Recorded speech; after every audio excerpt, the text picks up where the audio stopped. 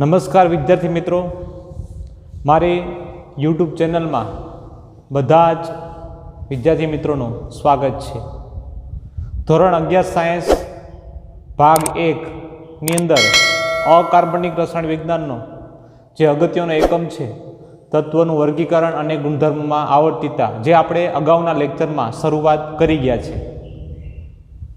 તો જે અગાઉનું લેક્ચર જે છે એમાં એક મહત્વનો જે ટોપિક છે ઐતિહાસિક વિકાસ, જે આપણે સમજ્યા છે એનું થોડુંક રિવિઝન કરી લઈએ. ઐતિહાસિક વિકાસની અંદર આપણો જે મુદ્દો હતો કે ઘણા બધા પ્રકારના દ્રવ્યો છે, એ દ્રવ્યનો પાયાનો એકમ તત્વ છે. આપણે સમજી શકીએ કે જે પણ કાંઈ વસ્તુ છે જેને આપણે દ્રવ્ય કહીએ છીએ, એ પછી માર્કર હોય કે વ્હાઇટ બોર્ડ હોય, પણ એ બધાનો પાયાનો ઘટક તો શું છે? તત્વો છે. ને એની વર્ગીકરણની જે આવશ્યકતા છે એ શા માટે જરૂર જણાય છે એ આપણે સમજ્યા છે.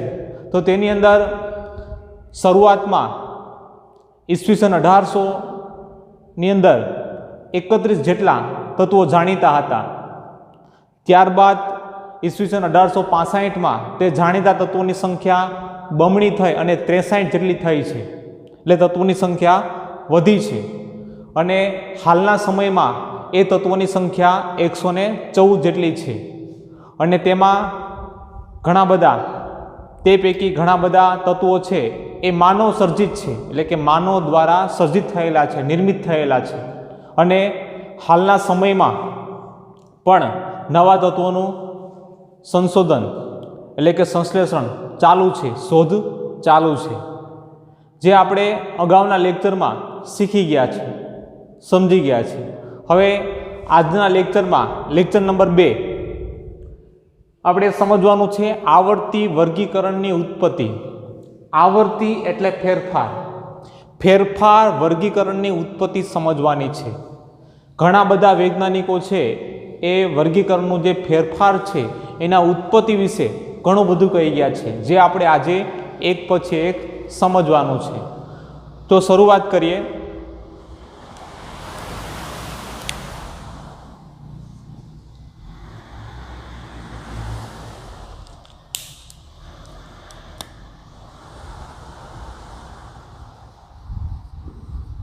ત્રિપુટીનો નિયમ. આજે શું સમજવાનું છે આપણે? ત્રિપુટીનો નિયમ. ત્રિપુટીનો નિયમ જોન ડો બ્રેનર નામનો વૈજ્ઞાનિક છે કે જેમણે ત્રિપુટીનો નિયમ સમજાવેલો છે. તો આજના લેક્ચરની અંદર આપણે ત્રિપુટીનો નિયમ સમજવાનો છે. તો સમજી લે.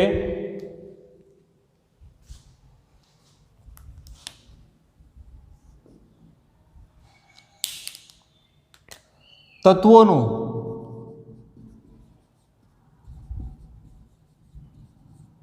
સમૂહમાં વર્ગીકરણ, તત્વોનું સમૂહમાં વર્ગીકરણ,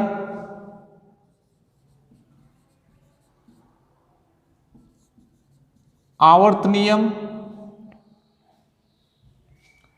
અને આવર્ત કોષ્ટક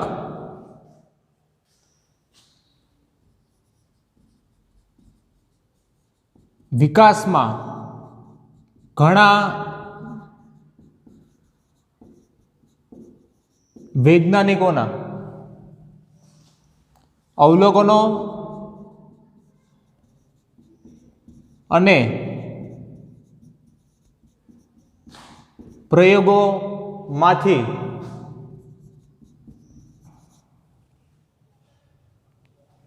મેળવેલા જ્ઞાનનું પરિણામ છે.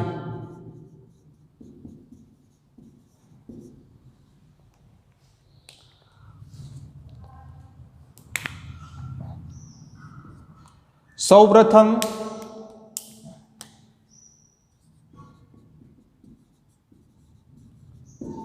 ઈસવીસન 1800 ના શરૂઆતના દશકામાં સૌપ્રથમ ઈસવીસન 1800ના શરૂઆતના દશકામાં જર્મન રસાયણ વૈજ્ઞાનિક તત્વોના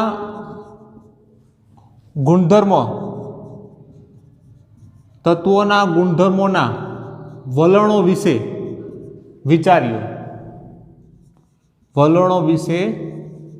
વિચાર્યું. સૌપ્રથમ ઈસવીસન 1800ના શરૂઆતના દશકામાં જર્મન રસાયણ વૈજ્ઞાનિક તત્વોના ગુણધર્મોના વલણો વિશે વિચાર્યું.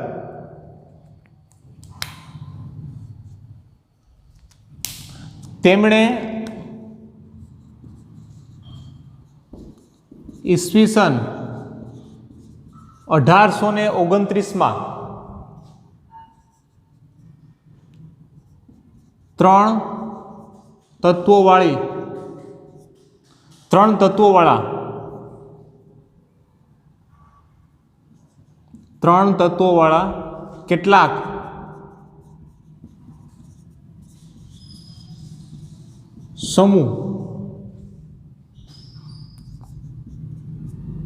તત્વોવાળા કેટલાક સમૂહમાં ભૌતિક અને રાસાયણિક ગુણધર્મોમાં સામ્યતા નોંધી. તેમણે ઈસવીસન 1829માં ત્રણ તત્વોવાળા કેટલાક સમૂહમાં ભૌતિક અને રાસાયણિક ગુણધર્મોમાં સામ્યતા નોંધી.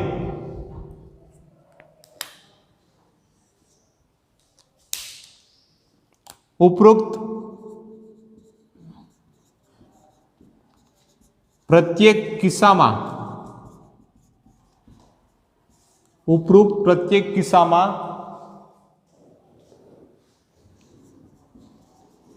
ત્રિપુટીના મધ્યમાં રહેલા તત્વોનો પરમાણ્વીય ભાર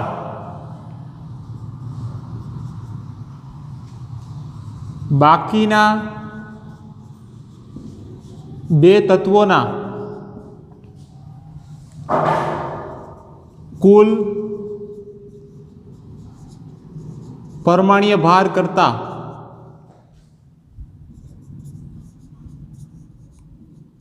અડધો જોવા મળ્યો. શું કીધું છે? ઉપરોક્ત પ્રત્યેક કિસ્સામાં ત્રિપુટીના મધ્યમાં રહેલા તત્વોનો પરમાણ્વીય ભાર બાકીના બે તત્વોનો કુલ પરમાણ્વીય ભાર કરતા અડધો જોવા મળ્યો.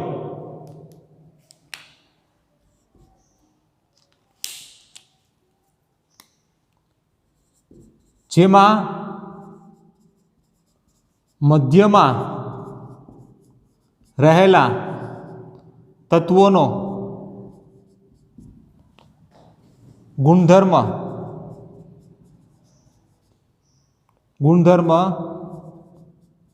બાકીના બે તત્વોના ગુણધર્મ જેવો જ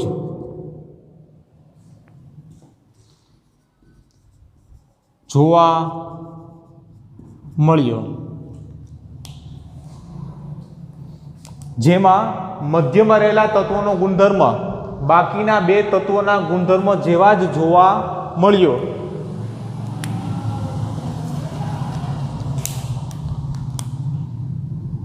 જેથી ડોબ રેનરે આ સૂચવેલો નિયમ ત્રિપુટીના નિયમ તરીકે ઓળખાય છે, જેથી ડો બ્રેનરે આ સૂચવેલો નિયમ ત્રિપુટીના નિયમ તરીકે ઓળખાય છે.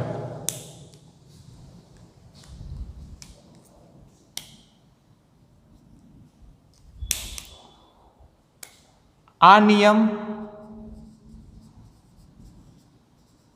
ખૂબ જ ઓછા તત્વોમાં જોવા મળે છે. આ નિયમ ખૂબ જ ઓછા તત્વોમાં જોવા મળે છે, જેથી આ નિયમને એક સંજોગ ગણી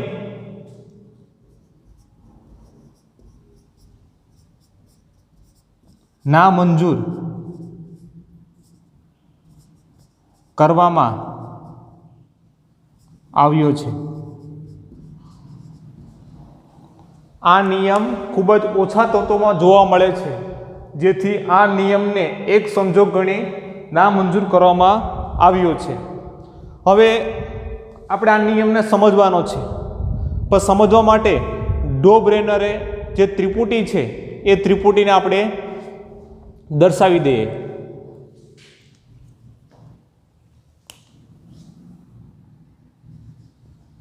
ડો રેનરની ત્રિપુટી. ડો રેનરની ત્રિપુટી, તેમાં 3 ત્રિપુટી આપેલી છે. તો સૌપ્રથમ તત્વ, પરમાણ્વીય ભાર, તત્વ, પરમાણ્વીય ભાર, તત્વ, પરમાણ્વીય ભાર, તત્વ,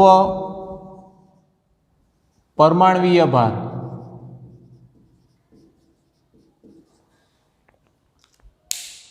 તો અહીંયા 3 ત્રિપુટી ડો બ્રેનરની જે છે એ આપણે અહીંયા સમજવાની છે. તો એમાં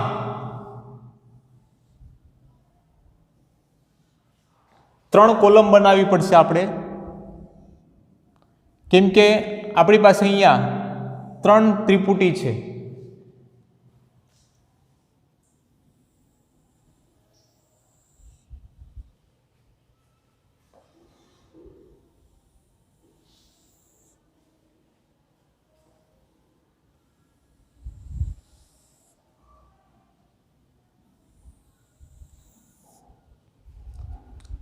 ચાલો સમજી શકીએ અહીંયા કે જે તત્વો છે પહેલી ત્રિપુટી માટે,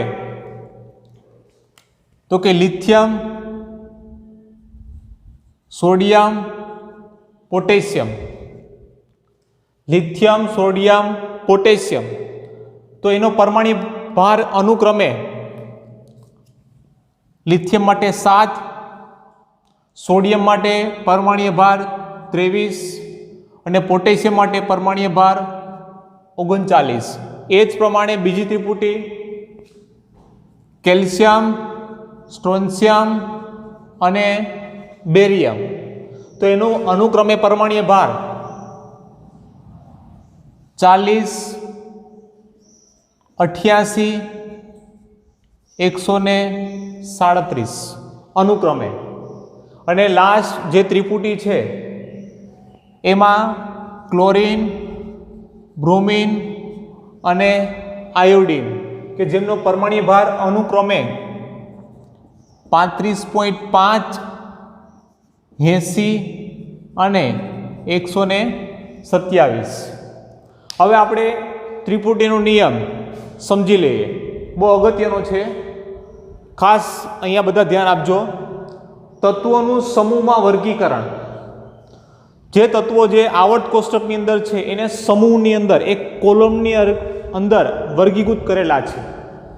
આવર્ત નિયમ અને આવર્ત કોષ્ટકનો વિકાસ ની અંદર ઘણા બધા વૈજ્ઞાનિકો ના જે અવલોકનો છે અને પ્રયોગો છે એમાંથી મેળવેલા જ્ઞાનનું શું છે? પરિણામ છે. કઈ પરિણામ છે? તો કે આવર્ત કોષ્ટકની અંદર તત્વોનું જે વર્ગીકરણ છે એ વર્ગીકરણ ઘણા બધા વૈજ્ઞાનિકોનો જે અવલોકનો છે, જે પ્રયોગો છે એનું એક પરિણામ છે જે આપણે સમજી શકીએ. તો કે એમાં સૌ પ્રથમ ઈસવીસન 1800માં શરૂઆતના દશકામાં આપણે અહીંયા સમજી શકીએ, શરૂઆતના દશકામાં એટલે કે શરૂઆતનો જે સમય છે ઈસવીસન 1800ની સાલમાં જે શરૂઆતના જે 10 વર્ષ છે એ શરૂઆતના દશકામાં જર્મન સાયન્ટિસ્ટ, જર્મન રસાયણ વૈજ્ઞાનિક તત્વોના ગુણધર્મોના વલણો વિશે વિચાર્યું. તત્વોના જે ગુણધર્મો છે એના જે વલણો છે, એટલે વલણો એટલે એના જે ફેરફાર છે એના વિશે વિચાર્યું હતું. કોણે? તો કે જર્મન રસાયણ વૈજ્ઞાનિક જે તત્વોનું વર્ગીકરણ કરવા માટે એના જે ગુણધર્મો છે તત્વોના એના વલણો વિશે વિચાર્યું ઈસવીસન 1800ની સાલમાં. ત્યારબાદ તેમણે ઈસવીસન 1829માં 3 તત્વોવાળા કેટલાક સમૂહોમાં ત્યારબાદ તેમણે ઈસવીસન 1829માં 3 તત્વોવાળા કેટલાક સમૂહોમાં, અહીંયા તમે સમજી શકો 3 તત્વોવાળા જો સમૂહ છે, આ એક સમૂહ છે, આ એક કોલમ છે, તો 3 તત્વોવાળા સમૂહ એટલે લિથિયમ, સોડિયમ અને પોટેશિયમ. એ જ પ્રમાણે 3 તત્વોવાળા સમૂહ એટલે કેલ્શિયમ, સ્ટ્રોન્શિયમ અને બેરિયમ. ને એ જ પ્રમાણે 3 તત્વોવાળા સમૂહ એટલે ક્લોરીન, બ્રોમિન અને આયોડિન. તો 3 તત્વોવાળા કેટલાક સમૂહોમાં, એટલે આ જે સમૂહો છે 3 સમૂહો છે, આ એક સમૂહ લિથિયમ, સોડિયમ, પોટેશિયમ માટે, આ એક બીજો સમૂહ ને આ એક ત્રીજો સમૂહ. તો આવા કેટલાક સમૂહોમાં ભૌતિક અને રાસાયણિક ગુણધર્મોની સામ્યતા જોઈ. એટલે કે લિથિયમનો જે ભૌતિક અને રાસાયણિક ગુણધર્મો છે એ જ કેમાં જોવા મળે છે? સોડિયમમાં. ને એ જ ભૌતિક અને રાસાયણિક ગુણધર્મો કેમાં જોવા મળે છે? પોટેશિયમમાં. એટલે સમૂહોમાં જે તત્વો છે એ સમૂહોના તત્વોમાં ભૌતિક અને રાસાયણિક ગુણધર્મો સામ્યતા એટલે કે સમાન જોવા મળે છે. તો આ જે સમૂહ છે એમાં લિથિયમના જે ભૌતિક અને રાસાયણિક ગુણધર્મો છે એવા જ સામ્યતા કેમાં જોવા મળે છે? સોડિયમમાં. ને એવી સામ્યતા કેમાં જોવા મળે છે? પોટેશિયમમાં. એ જ પ્રમાણે અહીંયા આ જે સમૂહ છે તો એ સમૂહના સભ્યો કેલ્શિયમ, સ્ટ્રોન્શિયમ અને બેરિયમ. તો અહીંયા કેલ્શિયમની અંદર જે ભૌતિક અને રાસાયણિક ગુણધર્મો જોવા મળે છે એ જ ગુણધર્મો કેમાં જોવા મળતા હશે? સ્ટ્રોન્શિયમમાં. ને એ જ કેમાં જોવા મળતા હશે? બેરિયમમાં. તો એ પ્રમાણે અહીંયા ક્લોરીન, બ્રોમિન અને આયોડિનમાં તમે સમજી શકો. તો અહીંયા સામ્યતા નોંધી. ઉપરોક્ત પ્રત્યેક કિસ્સામાં ત્રિપુટીના મધ્યમાં રહેલા, હવે ખાસ સમજો, ઉપરોક્ત આપણે અહીંયા 3 સમૂહ લીધા છે, તો ઉપરોક્ત ત્રણે સમૂહના કિસ્સાની અંદર ત્રિપુટીના મધ્યમાં રહેલા, શું સમજો અહીંયા? ત્રિપુટીના મધ્યમાં રહેલા, તો આપણી પાસે આ એક ત્રિપુટી છે, લિથિયમ, સોડિયમ અને પોટેશિયમ 3 તત્વો છે એટલે ત્રિપુટી કહી શકીએ. તો આ ત્રિપુટીના મધ્યમાં રહેલા, મધ્યમાં શું રહેલું છે મિત્રો? પ્રથમ ત્રિપુટીના મધ્યમાં શું રહેલું છે મિત્રો? સોડિયમ. તો કે મધ્યમાં રહેલા તત્વોનો પરમાણ્વીય ભાર, તો એનો પરમાણ્વીય ભાર કેટલો છે? મધ્યમાં રહેલું તત્વ સોડિયમ છે તો એનો પરમાણ્વીય ભાર કેટલો છે? 23 છે. તો એનો જે પરમાણ્વીય ભાર છે એ બાકીના 2 તત્વોના, એટલે બાકીના 2 તત્વો એટલે કઈ થશે? તો કે લિથિયમ અને પોટેશિયમ. તો આ બાકીના 2 તત્વોનો કુલ પરમાણ્વીય ભાર કરતાં અડધો જોવા મળે છે. અડધો જોવા મળ્યો, જેને આપણે ઉદાહરણ દ્વારા પણ સમજી શકીએ. અહીંયા ખાસ ધ્યાન રાખજો મિત્રો, જેને આપણે ઉદાહરણ દ્વારા પણ સમજી શકીએ. આપણી પાસે આ લિથિયમ, સોડિયમ અને પોટેશિયમની ત્રિપુટી છે. એ ત્રિપુટીની મધ્યમાં રહેલા તત્વોનો પરમાણ્વીય ભાર, ત્રિપુટીની મધ્યમાં રહેલો કઈ છે તત્વ? તો કે સોડિયમ.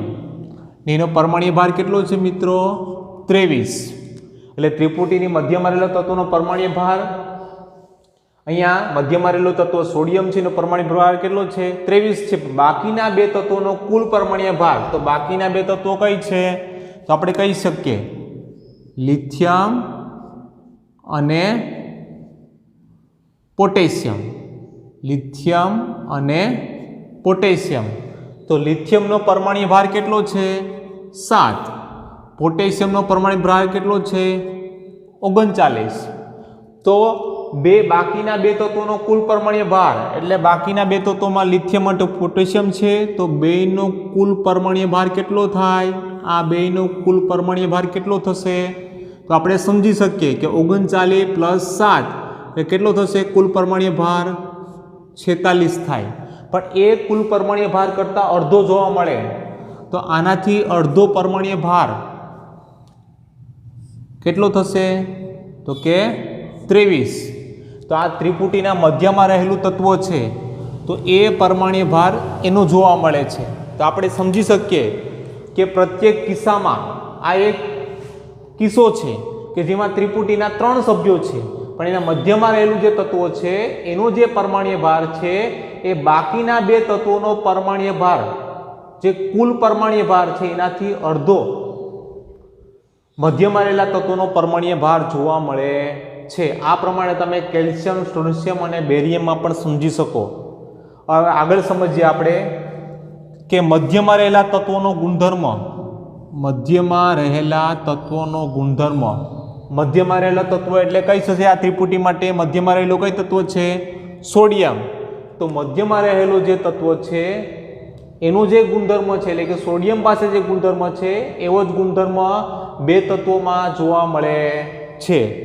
જેથી ડો બ્રેનરે આ સૂચવેલો જે નિયમ છે, ડો બ્રેનર, જો સમજો અહીંયા જ્હોન ડો બ્રેનર એ આ નિયમ આપેલો છે, જેથી અહીંયા 3 સભ્યો છે સમૂહમાં, એટલે આપણે એને શું કહી શકીએ?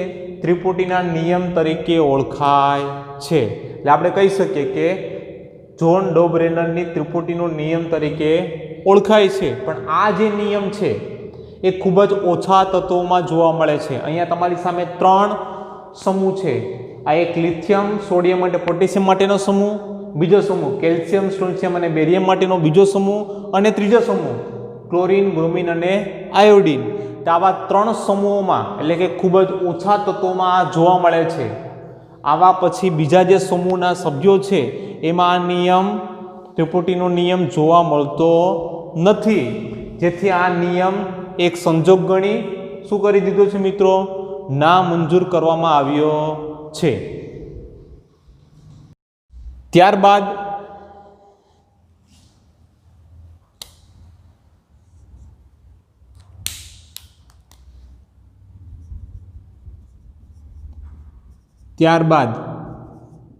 ઈસવીસન 1862માં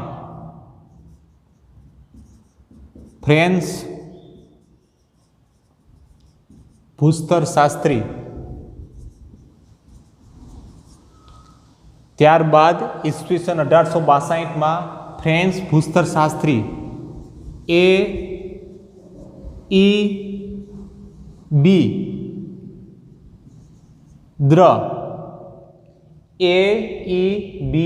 દ્ર કાન ક્રોટોઇસ, ફ્રેન્ચ ભૂસ્તરશાસ્ત્રી AEB કાન ક્રોટોઇસ તત્વોનું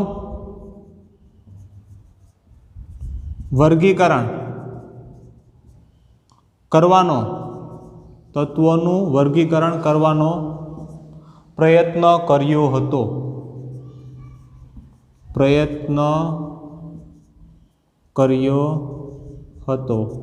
જો હવે કોણ આવે છે ડો બ્રેનરની ત્રિપુટી પછી? આપણે સમજી શકીએ કોણ આવે છે? ફ્રેન્ચ ભૂસ્તરશાસ્ત્રી. ઈસવીસન 1862માં ફ્રેન્ચ ભૂસ્તરશાસ્ત્રી, થોડુંક નામ અઘરું છે, સમજવાનો પ્રયત્ન કરજો. AEB કાન ક્રોટોઇસ તત્વનું વર્ગીકરણ કરવાનો પ્રયત્ન કર્યો હતો. તેમણે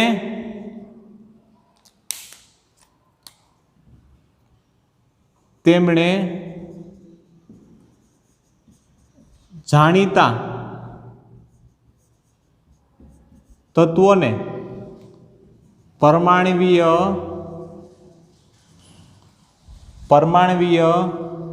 ભારના ચડતા ક્રમમાં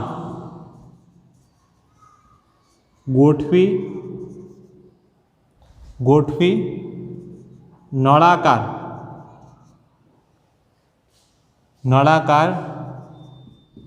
કોષ્ટક રજૂ કર્યું. તેમણે જાણીતા તત્વોને પરમાણ્વીય ભારના ચડતા ક્રમમાં ગોઠવ્યા છે ને ગોઠવીને એક નળાકાર કોષ્ટક રજૂ કર્યું, જેમાં નિશ્ચિત ગાળે ગુણધર્મોનું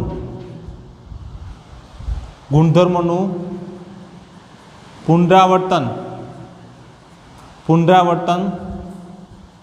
થતું હતું. જેમાં નિશ્ચિત ગાળે ગુણધર્મોનું પુનરાવર્તન થતું હતું, પણ આ કોઈનું ધ્યાન ખેંચી શક્યું નહીં.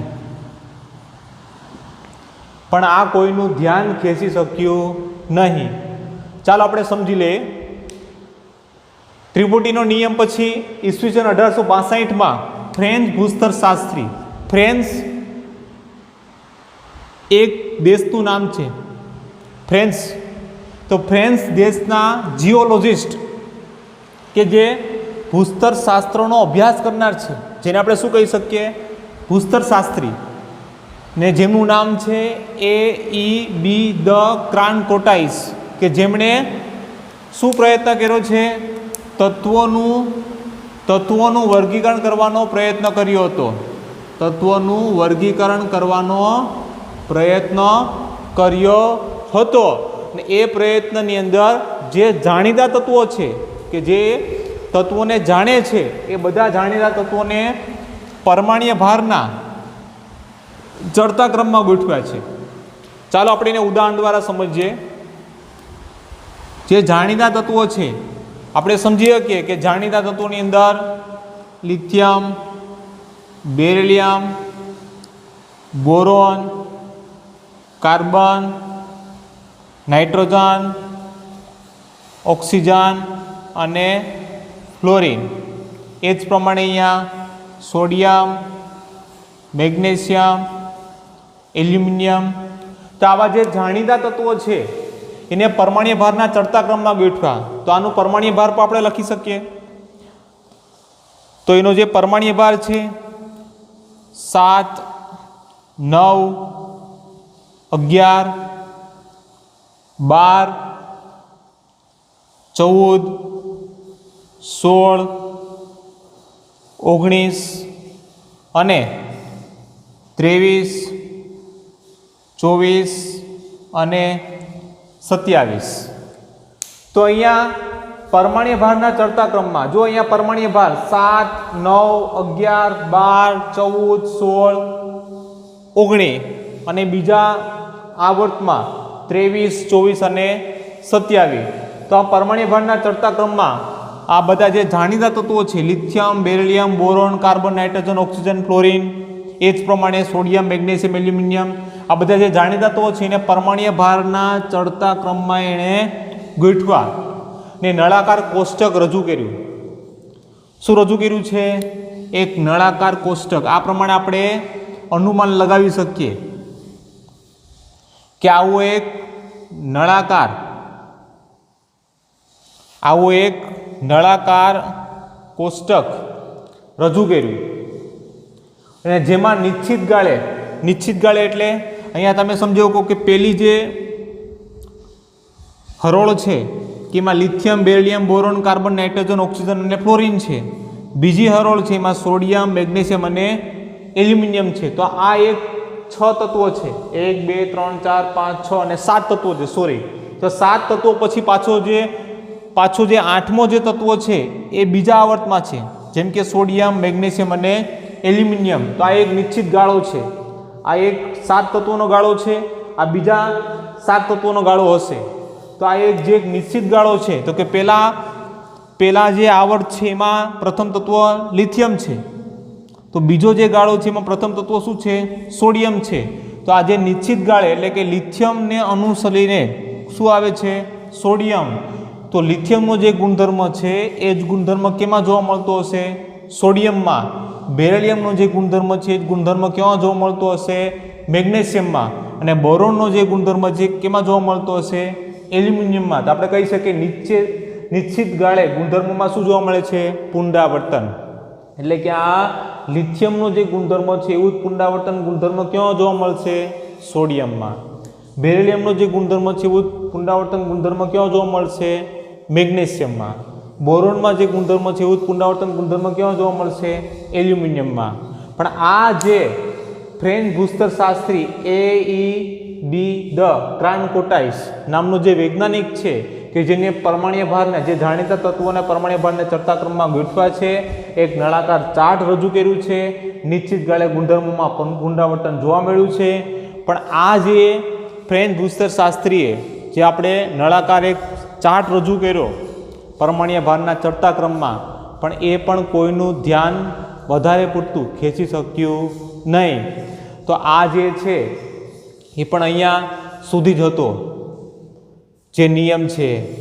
તો આપણે સમજી શકીએ કે આપણે આજના લેક્ચરની અંદર બે વૈજ્ઞાનિકો છે, એક જ્હોન ડોબ્રેનર અને ફ્રેન્ચ ભૂસ્તરશાસ્ત્રી A.E.B.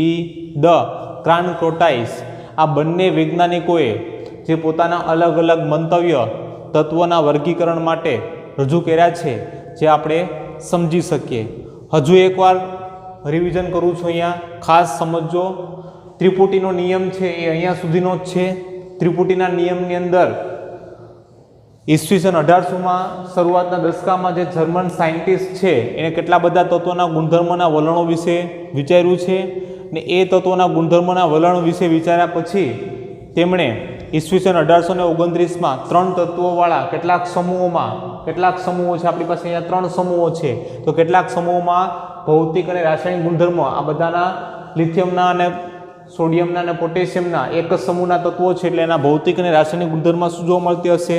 સામ્યતા જોવા મળતી હશે. તો એ સામ્યતા નોંધી અને ત્રિપુટી જે છે એના મધ્યમાં રહેલો તત્વનો પરમાણ્વીય ભાર છે એ બાકીના 2 તત્વોના કુલ પરમાણ્વીય ભાર કરતાં પણ કેવો જોવા મળે છે? અડધો જોવા મળે છે. અને મધ્યમાં રહેલો તત્વોનો જે ગુણધર્મ છે એ બાકીના 2 તત્વોના ગુણધર્મ જેવો જ જોવા મળ્યો. તો ડોબ્રેનરે આ સૂચવેલો જે નિયમ છે એને આપણે શું કહી શકીએ? ત્રિપુટીના નિયમ તરીકે ઓળખાય છે. પણ આ નિયમ છે એ અમુક સમૂહ પૂરતી જ લિમિટ છે, અમુક સમૂહમાં જ જોવા મળે છે. તો આપણે કહી શકીએ કે આ નિયમ ખૂબ જ ઓછા તત્વોમાં જોવા મળે છે. એટલે આ નિયમને એક સંજોગ ગણીને શું કરી દીધો છે? ના મંજૂર કરી દીધો છે. ત્યારબાદ કોણ આવે છે? ઈસવીસન 1862માં ફ્રેન્ચ ભૂસ્તરશાસ્ત્રી A.E.B. ધ ક્રાનકોટાઇસ, કે જેમણે પણ શું પ્રયત્ન કર્યો? તત્વોના વર્ગીકરણ કરવાનો શું કર્યો? પ્રયત્ન કર્યો. પણ એ પ્રયત્નની અંદર જે જાણીતા તત્વો છે એને પરમાણ્વીય ભારના ચડતા ક્રમમાં ગોઠવા એક નળાકાર ચાર્ટ રજૂ કર્યું. ને એમાં નિશ્ચિત ગાળે એટલે કે લિથિયમના નિશ્ચિત ગાળે શું આવે છે? સોડિયમ. બેરિલિયમના નિશ્ચિત ગાળે શું આવે છે? મેગ્નેશિયમ. અને બોરોનના નિશ્ચિત ગાળે શું આવે છે? એલ્યુમિનિયમ. એના ગુણધર્મોનું પુનરાવર્તન થતું હતું. પણ આ પણ નિયમ કોઈનું વધારે ધ્યાન ખેંચી શક્યું નહીં. તો હવે આપણે સમજી ગયા હશે. બધા જ મિત્રોનો આભાર. આજનો લેક્ચર આપણે અહીંયા સુધી રાખશું.